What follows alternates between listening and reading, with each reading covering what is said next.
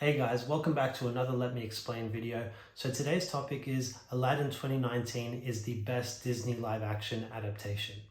So this is a slightly controversial one because I know that there is a lot of people out there that hate this movie, that think that it's a cheap cash grab, does nothing to improve on the story of the animation, or in fact is inferior to the animation. But I do believe that there is a great movie there, and I do believe that it is the best of the live action adaptations. And whilst this film did mixed reviews amongst critics, it definitely played well with fans and went on to make over $1 billion at the box office in 2019. And so I'm going to get into a few reasons today as to why I think it is the best Disney live action adaptation, but I'm also going to explain why it is just generally better than what a lot of people give it credit for. So the first key reason why I believe this film is underrated is because I think it deepens Aladdin and Jasmine's relationship throughout.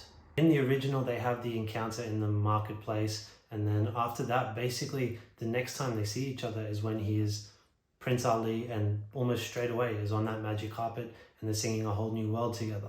Whereas in the live action version, they do create a bit more of a dynamic in that first opening stages in the market when they go back to Aladdin's hideout as well.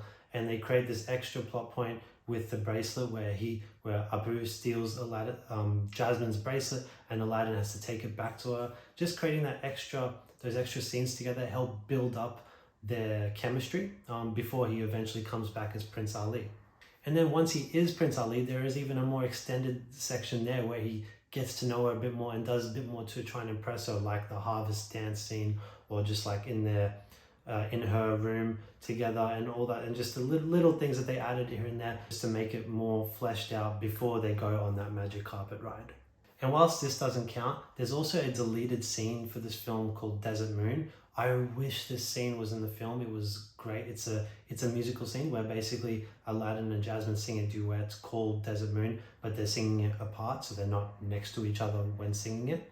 It's set just after Aladdin gets kidnapped by Jafar, and it's basically her. She's waiting for him to come back for the date that he's promised her, which again is an extra bit of chemistry that they were trying to build up. And I think if they just had this scene, it would have added just so much more feelings to their relationship, added so much more depth to it as well, because, you know, she was there longing for him to come and he wishes he could be there, but he couldn't.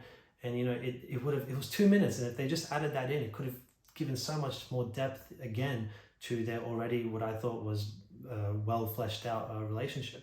The song actually calls back to an earlier scene in the film in Aladdin's hideout when Jasmine is playing the guitar type instrument, and the chords that she's playing in that song the actual music from the song Desert Moon, and both Aladdin and Jasmine have a connection to that song because it's a song that both of their mums used to sing to them. I love the deleted scene so much that I'm actually going to pop the link to it in the description so that you guys can check it out if you haven't seen it yourselves.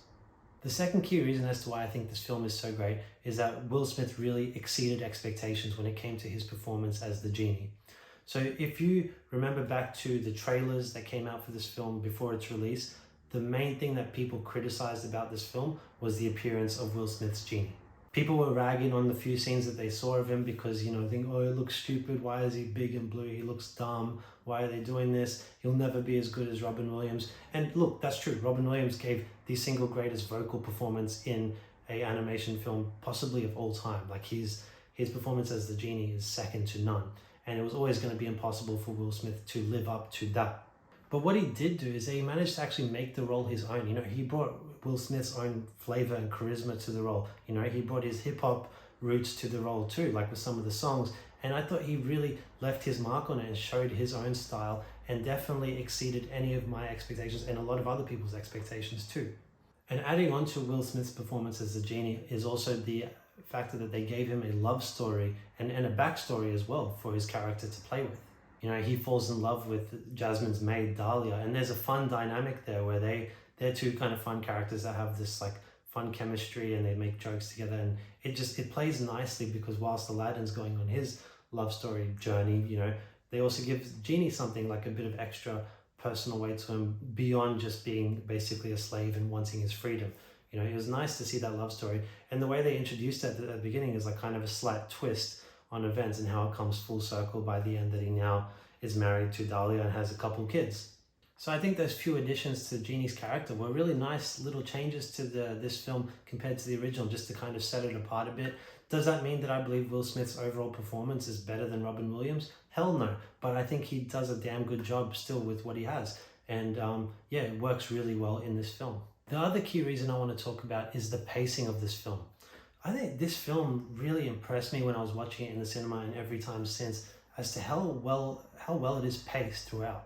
For me personally, the sign of a film having good pacing is where you kind of get lost within the film in the good sense that you're invested, you're just living in it, and you feel like you get to a point somewhere in the middle where you feel like, wow, I've been through so much already, but I also know there's so much to go that I can't wait to enjoy. It's not like you're not thinking, oh God, this is dragging forever. It's more like you can't wait to experience it. You know, I felt that multiple times throughout this film because it has a really great second act with like where Aladdin meets the genie, where he becomes Prince Ali, the magic carpet ride, all these moments, like they're not close to the beginning of the film or close to the end, but they just really help create that sense of pacing and like living within the film, bringing us into it and making us enjoy it throughout the whole period. And I really got that sense with this film, and not a lot of films do that for me, so I thought that was quite impressive.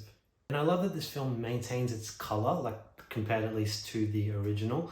I feel like a lot of the live action adaptations have just kind of go for a more darker both tone and color palette when it comes to how it looks on screen, but this one kept the color, kept it vibrant, and I think that really works to its advantage. I want to speak a little bit about the live action adaptation genre in general, because I think one of the problems that bogs down a bunch of the films, and I think this reason also makes Aladdin the best of them, is that they don't work well with the animal dominated films, you know, particularly with the likes of like The Lion King, The Jungle Book, and soon to be, I think, The Little Mermaid as well, where they have a lot of the main characters are animals. I think they just simply don't work as well because animals need to be animated to be expressive, and animals basically don't have expressions. They are almost blank-faced all the time when you make them live action. And so I think the way Aladdin doesn't suffer from that is that it's mainly about human beings, real people as the main characters. Yes, it has animals in it, like Abu with the elephant and you know, Iago, things like that, but they're pretty minimal in terms of their roles. They're just around the fringes. The main characters are all humans, and so therefore they're able to convey the same amount of emotion, or if not more, than what's in the original animations. So I just thought I'd add that extra point as to why I believe that Aladdin is able to exceed almost by default compared to some of those other Disney live action adaptations. So yeah, all around, I just love this film. I think that says a lot, especially when you consider that the original Aladdin, I think, is one of the greatest animation films of all time, and it's my personal favorite.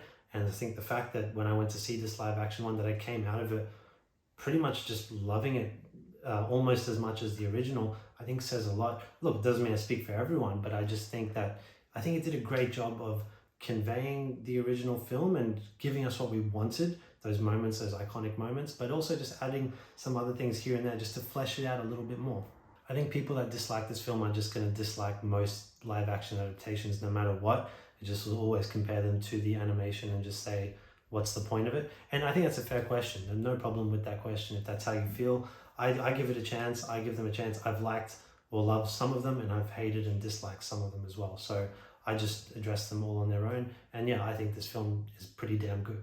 So yeah, that's my thoughts on Aladdin 2019. I hope you enjoyed this video, got something out of it, and maybe you got a greater appreciation for the film now if you didn't enjoy it at the time. If you don't like it and you still don't like it, well, that's up to you. If you enjoyed this video, don't forget to like or leave a comment in the comment section below, or subscribe to my channel if you're enjoying my content. Anyways, see you next time, guys. Thanks. Bye.